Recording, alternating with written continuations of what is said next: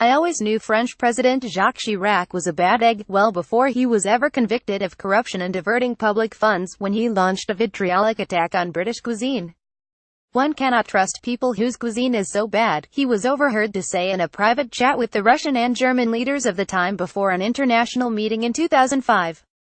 Of course, no chat is ever really off the record when you're a world leader, and his distaste for our ingredients and methods of cooking spread around the world quicker than you could say. Jamie Oliver, his dislike for British food had been cemented, he added, by an encounter with former NATO Secretary-General Lord George Robertson, a Scot who made him try a local dish, reportedly haggis. Unless it was a particularly bad example, and I can't imagine a supermarket value tinned version was served to France's premier, I believe that Mr. Chirac's verdict on Scotland's national dish says more about his poorly developed taste buds than it does about Scottish food. For modern British food is among the most diverse and exciting in the world. Our cities boast cuisine from literally hundreds of different cultures, while the breadth of produce available, local and imported, far surpasses many other nations. Our celebrity chefs' books outsell those by cooks in other parts of the world, and the variety of food eaten by the typical Brit dining out is far more varied than in most societies.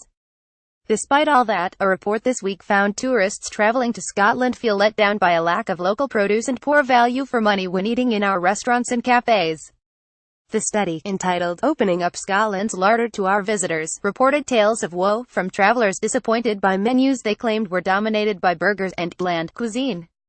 Interestingly, the only bright spot in an otherwise gloomy culinary report was that despite the unappetizing meals presented to them, they were still marginally better than the visitors had expected. Some cause to celebrate, no? No, for it only serves to show that the universal acceptance that our food is bad continues to be perpetuated. Read more. Poor menus and bizarre hours leave visitors to Scotland with sour taste. Even Mr. Chirac didn't say we were actually the worst. Finland apparently held that accolade in his opinion, yet somehow we still manage to continue this myth that we eat terribly. And myth it is. Yet it is hard to shift the perception of foreigners who insist that they know our country better than we do.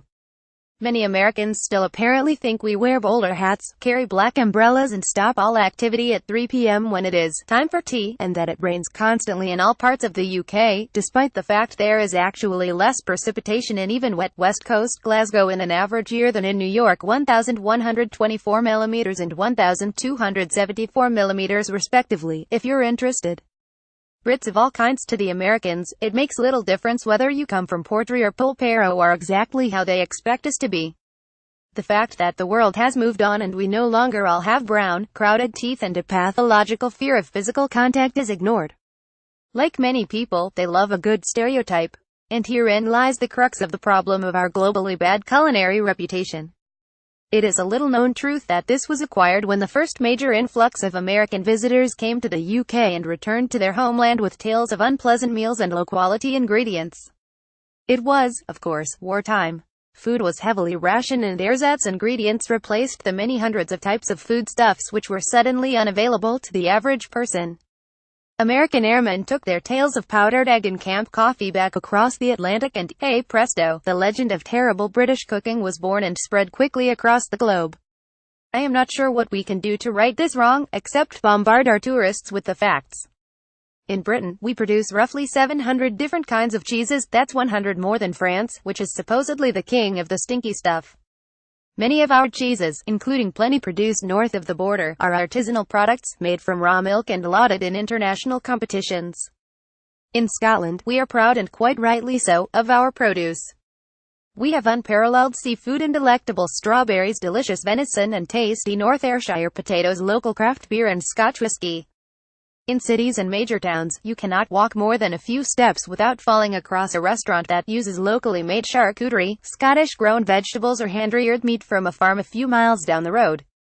Out in the countryside, there are an increasing number of farm shops and cafes with excellent food provenance and kitchen skills, while the remote Isle of Skye boasts a number of restaurants which over the years, have won coveted Michelin stars, not least, the world-renowned Three Chimneys, which while no longer a darling of the Michelin inspectors, has won over 30 awards since it opened in 1985. I would love to know where these visitors to Scotland ate.